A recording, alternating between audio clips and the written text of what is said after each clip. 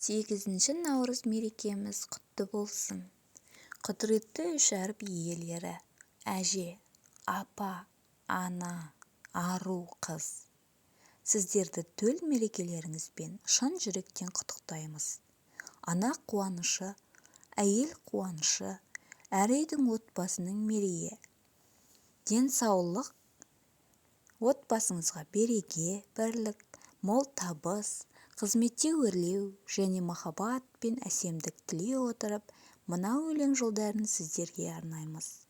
Гүлдей болсын өміріңіз, нұрға толсын көңіліңіз, биік боп жұлдызыңыз, көктемдей құлпырыңыз, бақыт қонсын басыңызға, қолдап жүрсін тәңіріңіз. Баршаңызға асыл армандардың орындалуын, жан жадыратар қуаныштың мол болуын тілеймін. Әйел адам төркінінде алтын адам, жұмыс орнында күміс адам, отбасында темір адам деген.